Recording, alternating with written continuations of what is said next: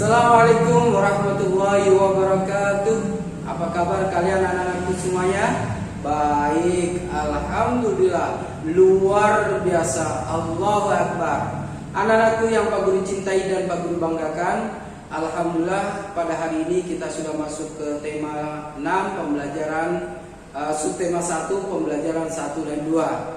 Ya, di pembelajaran 1 dan 2 ini nanti kalian akan belajar muatan bahasa Indonesia, kemudian muatan SPDP dan juga muatan matematika. Ya, oleh karena itu Pak Guru berharap kalian tetap semangat. Anak-anakku, untuk muatan bahasa Indonesia nanti kita akan belajar menulis huruf tegak bersambung dan menulis huruf kapital. Sekarang perhatikan Pak Guru.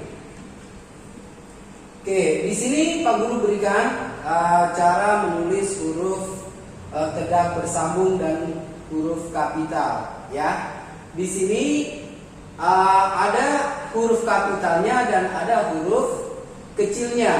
Artinya huruf yang ditulis di tengah-tengah kata. Nah, antara A sampai Z itu berbeda cara penulisannya. Nanti kalian kalau mau menulis silakan perhatikan aturan-aturan yang telah diberikan oleh Pak Guru ya. Di sini Pak Guru tidak akan menjelaskan satu persatu, namun nanti kalian bisa mempraktekkan di buku yang sudah dikasih oleh Pak Guru, di buku Pintar Menulis ya. Kalian sudah ada semuanya. Nanti di sana sudah ada aturan-aturannya. Nah, yang kedua adalah menulis huruf kapital. Kapan huruf kapital itu ditulis? Ya. Huruf kapital ditulis adalah ketika berada di awal kalimat. Itu yang pertama. Yang kedua, ketika menuliskan nama seseorang. Ya. Sekarang kita perhatikan coba. Dengarkan teks berikut yang dibacakan oleh gurumu. Lani dan Siti sedang bermain di kebun belakang rumah Lani. Di kebun belakang rumah Lani tumbuh berbagai tanaman bunga. Bunga-bunga bermekaran. Tampak kupu-kupu terbang ke sana kemari. Tidak jauh dari taman bunga terdapat kandang ayam. Lani dan keluarganya memelihara ayam. Di dekat kandang ayam terdapat satu kandang kelinci. Lani juga memelihara kelinci. Nah, anak-anak sekalian, ini adalah teks yang dibacakan Pak Guru. Ada huruf kapital dan ada huruf kecil. Sekarang kita coba mana huruf kapital sesuai yang disampaikan oleh Pak Guru tadi aturannya. Ya, satu awal kalimat, yang kedua adalah nama orang. Nah, coba kita lihat berikutnya. Lingkarilah huruf kapital yang digunakan pada teks di atas. Ini teksnya ya. Nah, sekarang kita lihat. Di sini ada huruf kapital. Nah, yang pertama adalah Lani. Ya. Kenapa Lani? Karena Lani adalah nama orang. Berarti huruf awal kata awalnya harus menggunakan huruf kapital. Kemudian yang kedua adalah Siti. Ini juga nama orang. Nah, yang ketiga adalah Di. Ya. Di. Oh, ada Lani lagi. Ya, nama orang. Yang keempat adalah Di. Kenapa Di? Karena di sini bukan I-nya ya, D-nya saja. Ya, ini adalah awal kalimat. Selanjutnya ada lagi Lani. Nah, L-nya harus besar. Kenapa?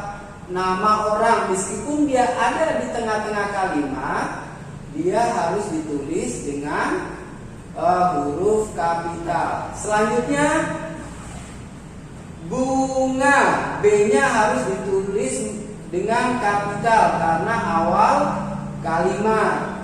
Yang selanjutnya adalah tampak. Kapitalnya T ditulis dengan huruf kapital karena awal kalimat. Selanjutnya Tidak. T-nya juga harus ditulis dengan kapital. Kemudian Lani. Nah, Lani ini selain di awal kalimat, Lani juga nama orang yang harus ditulis dengan kapital huruf awalnya. Yang selanjutnya di, D-nya harus ditulis kapital karena awal kalimat. Lani, ini juga tadi ya, selain dia nama orang, dia juga berada di awal kalimat, jadi harus ditulis menggunakan huruf kapital. Nah, selanjutnya Lani dan Siti senang bermain bersama. Mereka tidak hanya bermain bersama, mereka juga belajar dan mengerjakan tugas sekolah. Lani dan Siti sedang mengerjakan tugas membuat puisi. Ayo membaca. Bacalah puisi yang dibuat Lani. Nih, berikut adalah puisi yang dibuat Lani. Nah, puisinya pendek ya. Judulnya Kelinciku. Nah, di sini kalian juga bisa memperhatikan huruf kapital. Kenapa Lani menulisnya dengan menggunakan huruf kapital? Nah, aku mempunyai 2 kelinci. A di awal kalimat. Ya, berarti dia juga harus mesti kapital ya. Aku sedang bermain bersama kelinci. Aku, A-nya juga awal. Kelinciku lincah melompat-lompat. Kelinciku, K-nya awal kalimat, berarti ditulis oleh Lani menggunakan huruf kapital. Aku pun melompat bersama kelinciku. Aku awal kalimat, berarti A-nya harus ditulis dengan huruf kapital. Nah, sekarang dilanjut. Ayo menulis. Tulislah teks berikut menggunakan huruf tegak bersambung. Pergunakanlah huruf kapital sesuai yang digunakan pada teks. Lanjut. Nanti ini kalau nggak salah di halaman 11 ya. Kalian nanti menyalin. Ya. Tentunya aturannya menulis huruf tegak bersambung tadi yang Pak Guru sampaikan. Ini kalian tulis disalin di bawah sini ya. Nanti ada ke halaman berikutnya. Nah, itu anak-anak yang dapat Pak Guru sampaikan. Setelah ini nanti kalian akan belajar muatan SPDP. Terima kasih. Hai anak-anak, ketemu lagi dengan Bu Miftah ya. Sekarang kita belajar tema 6. Subtema 1, pembelajaran 1 dan 2. Tadi kalian sudah belajar dengan Bapak Sodikin bahasa Indonesia tentang penulisan huruf sambung. Untuk pembelajaran dengan Bu Miftah, kita akan belajar 2 muatan pelajaran, yaitu SPDP dan PPKN ya. Simak baik-baik, konsentrasi biar lebih memahami. Sekarang kita akan belajar SPDP tentang menjelaskan panjang pendek bunyi lagu. Jadi pada lagu itu ada bunyi panjang, ada bunyi pendek. Saat bernyanyi kita harus memperhatikan panjang dan pendek bunyi. Panjang pendek bunyi dapat ditandai dengan menggunakan simbol. Bunyi panjang ditandai dengan simbol garis, ya.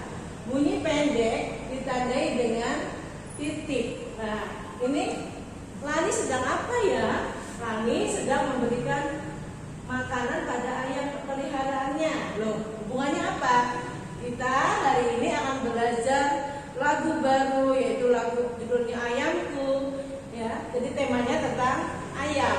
Ya, kita perhatikan, kita pelajari lagunya. Nih, lagu Ayamku ciptaan Bapak Ate Mahmud dengan tanda birama 2/4. Masih ingat kita belajar ya, tema yang lalu sudah kita pelajari ya. Jadi 2/4 artinya apa? Dalam satu ruas ada 2 ketukan. Nah, tadi kita sudah belajar bunyi panjang tandanya garis, bunyi pendek tandanya titik. Nih, kenapa pendek? Karena ini ada tanda di atas itu setengah ketuk ya. Solnya kita beri tanda titik di bawah bisa. Setengah ketuk lagi kita beri tanda. Fa-nya sama sol sama-sama setengah ketuk, dari setengah tambah setengah berarti 1. Setengah tambah setengah 1 kita tandai. Fa sol fa mi. Re tidak karena 1 ketuk, fa tidak. Lanjut. Ini tidak, la tidak. Sekarang sol, ada tanda di atas, setengah ketuk, tanda di atas, setengah ketuk. Ya, tidak. Lanjut baris yang kedua. Ya. Do, mi, tidak. Solnya tidak karena sendiri. Nah, ini ada tanda ini. Jadi setengah ketuk. Selanjutnya la, ya. La, ada tanda titik berarti dinyanyikan panjang 2 ketuk. Makanya diberi tanda garis di bawah. Baris yang berikutnya yang ketiga ya. Maaf 4. 5 sol ya. Sendiri tidak. Nih ya, diberi tanda.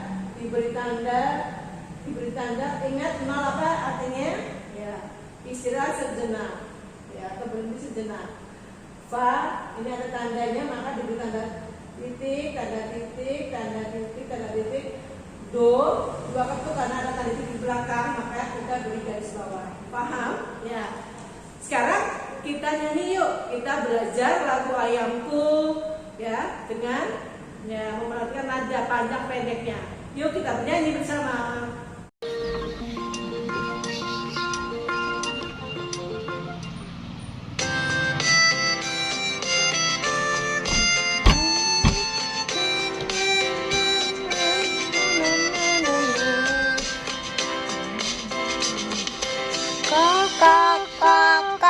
Lihatlah ayamku berkeliaran di halaman rumah. Indo ayam dan anaknya kok mencari makan.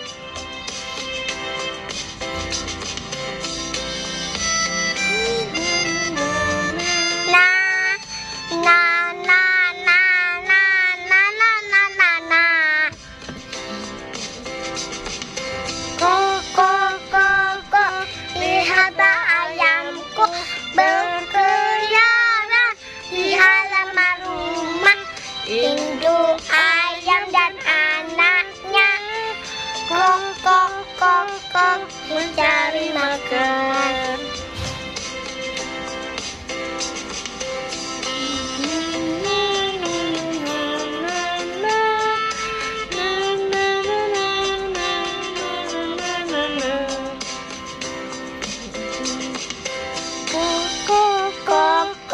Lihatlah ayamku berkeliaran di halaman rumah.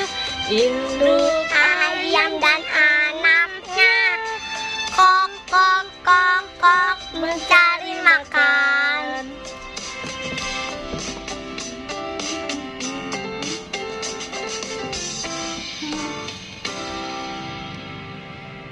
Nah, alhamdulillah ya, kita sudah belajar menyanyikan lagu Ayamku ciptaan Bapak Ate Mahmud ya. Di rumah latihan terus biar kamu lebih bisa ya, lebih menguasai lagunya, dan jangan lupa pakai gerakan ya.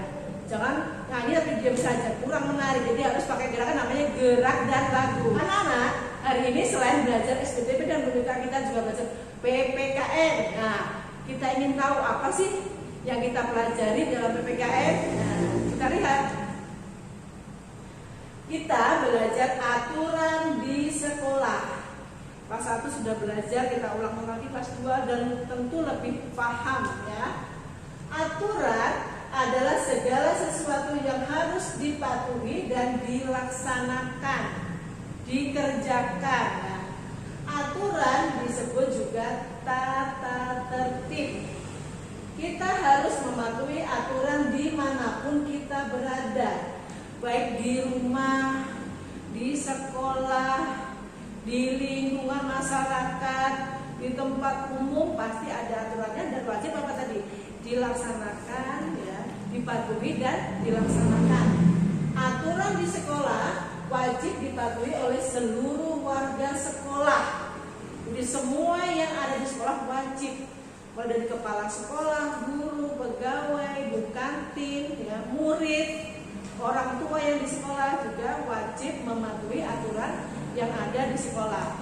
Kita akan belajar aturan di sekolah itu apa saja ya. Nah, contoh aturan di sekolah. Yang pertama, mengerjakan tugas sekolah. Jadi walaupun masa pandemi kamu tetap mendapat tugas dari Bapak Ibu guru, kerjakan dengan sebaik-baiknya. Kalau untuk sehari-hari kamu bisa dibimbing orang tua, bisa dibantu orang tua. Tapi saat latihan kamu harus kerjakan sendiri ya, ulangan kerjakan sendiri. Itu untuk mengetahui bagaimana kamu menyerap apa yang diajarkan Bapak dan Ibu guru ya. Nanti kamu akan tahu kemampuanmu. Jadi jujur itu adalah yang utama. Kemudian yang kedua yaitu memakai seragam yang rapi sesuai jadwal. Kita mau belajarnya offline langsung atau online ya, setiap hari harus memakai seragam sekolah biar kita merasa sekolah ya. Jadi makanya waktu lapor ke Bu Miftah, lapor ke Bu Mar, ke Pak Sodikin itu laporannya dalam apa itu, fotonya pakai baju seragam. Terima kasih sudah mematuhi aturan ya. Berikutnya yang ketiga, menyimak penjelasan dari Bapak dan Ibu guru. Nah, kalau di sekolah bisa langsung mendengarkan, tapi kalau melalui video kamu harus menyimak, harus memahami. Ya, kalau belum paham bisa tanya orang tua. Kalau masih belum paham juga atau orang tuanya sibuk, ya kamu bisa menghubungi Bapak dan Ibu guru. Insya Allah Bapak Ibu guru siap membantu ya. Jadi menyimak baik-baik agar kamu menguasai materi yang sudah diajarkan ya. Kemudian yang berikutnya, datang ke sekolah tepat waktu. Itu kalau belajarnya langsung ya. Kalau sekarang kamu bergabung ya, belajar jam 8 dulu sudah share soal ya, sudah share tugas hari ini, kamu langsung jadi sesuai jadwal. Jangan nanti bukanya nanti siang ya, atau nanti sore atau nanti malam. Jadi tetap standby jam 8 sudah siap belajar. Apalagi saat Zoom harus on time ya, jangan ada yang nggak ikut, nanti ketinggalan pelajaran. Berikutnya, membuang sampah pada tempatnya. Ini dimanapun kamu harus membuang sampah di tempatnya untuk menjaga kebersihan lingkungan agar kita terhindar dari penyakit, agar kelasnya terasa nyaman saat kita tempati untuk belajar. Ya, itu adalah beberapa contoh aturan yang ada di sekolah. Nanti kamu bisa mencari contoh yang lain ya Nak ya. Semangat terus. Setelah ini kalian akan belajar matematika dengan Bu Mar tentang satuan berat. Terima kasih. Alhamdulillah anak-anak ketemu lagi di muatan matematika dengan Bu Guru hari ini. Tadi di awal kalian sudah belajar bahasa Indonesia dengan Pak Sodikin ya. Nah sekarang di semester 2 ini di materi yang ke-6 ini, tema 6 itu kalian belajar bahasa Indonesia tentang tulisan huruf tegak bersambung. Jadi itu artinya mulai dari hari ini kalian harus belajar menulis huruf tegak bersambung. Nah tadi dilanjutkan lagi oleh Bu Miftah dengan FPDP masih menyanyikan lagu ya, judulnya Ayamku, diingat dihafalkan. Nah untuk pelajaran matematika kita masih belajar tentang pengukuran. Kalau kemarin di tema 5 kita belajar tentang pengukuran panjang, di tema 6 ini kita akan belajar pengukuran berat. Ya, untuk pembelajaran 1 dan 2. Tentu kalian tahu kan yang namanya pengukuran berat. Nah, untuk mengukur berat itu apa sih yang kita perlukan? Sekarang simak penjelasannya Bu Guru. Oke, perhatikan baik-baik di layar ya anak-anak. Nah, tadi di kebun belakang terdapat beberapa alat timbangan.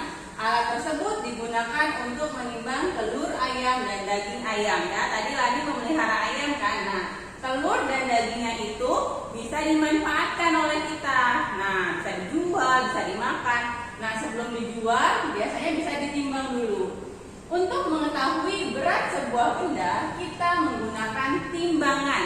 Jadi, untuk mengetahui berat benda atau berat badan kita memerlukan yang namanya timbangan. Nah, timbangan itu adalah alat ukur baku. Kalau kemarin penggaris, sekarang timbangan alat ukur bakunya ya. Nah, timbangan itu ada bermacam-macam anak-anak. Nanti di pembelajaran ini Bu Guru akan menjelaskan macam-macam timbangan dan kegunaannya. Nah, satuan baku pada timbangan antara lain ada kilogram atau kg, ada hektogram atau kg atau bisa juga disebut ons, ada gram atau g ya anak-anak. Nah, ini adalah satuan berat pada timbangan. Nah, kalau kemarin kan penggaris km kayak gitu ya, cm, mm dan sebagainya. M. Nah, kalau ini kg atau kilogram, kg atau hektogram atau ons, g atau gram. Oke, ini namanya satuan baku. Ingat. Berikutnya, Bu Guru akan menjelaskan berbagai macam alat timbang. Nah, ini timbangan. Jadi, enggak semua timbangan itu kegunaannya sama, beda-beda. Yang pertama ini adalah timbangan berat badan. Ya, timbangan badan namanya. Jadi kalau kita mau nimbang badan kita, pakainya ini. Nah, timbangan badan ini gunanya untuk mengukur berat badan seseorang. Satuannya biasanya digunakan adalah kilogram, oke? Yang ini namanya timbangan dapur atau timbangan kue, ya.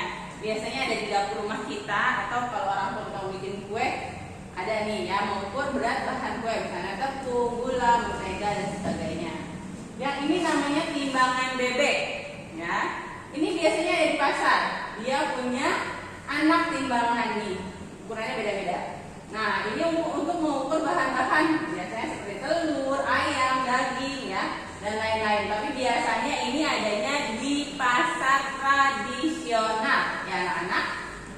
Berikutnya, nah ini namanya neraca. Timbangan neraca ini digunakan untuk mengukur atau menimbang berat perhiasan, misalkan emas, berlian dan sebagainya. Berikutnya ini, nah ini namanya timbangan duduk. Nah, timbangan duduk ini biasanya digunakan untuk mengukur berat benda yang lebih dari 10 kilo. Misalkan satu karung beras, satu karung jagung, yang karungnya besar ya anak-anak ya. Nah, pakainya ini. Ini yang terakhir adalah timbangan digital. Nah, ini biasanya ada di pasar swalayan ya. Misalkan beberapa swalayan pasti mereka menggunakannya timbangan digital seperti ini. Tapi kegunaannya sama, bisa untuk telur, bisa untuk sayur, buah dan sebagainya. Oke? Nah, sekian pembelajaran dari Bu Guru hari ini. Semoga apa yang sudah diberikan oleh Bapak Ibu Guru bisa kalian pahami. Jadi diingat baik-baik jenis-jenis timbangan dan kegunaannya serta satuan beratnya. Nanti di pembelajaran 3 dan 4 kita akan belajar mengenai satuan berat ya anak-anak. Sampai ketemu lagi di pembelajaran 3 dan 4. Jangan lupa selalu 3M ibadahnya ya anak-anak. Jangan lupa juga tutup dengan doa. Assalamualaikum warahmatullahi wabarakatuh.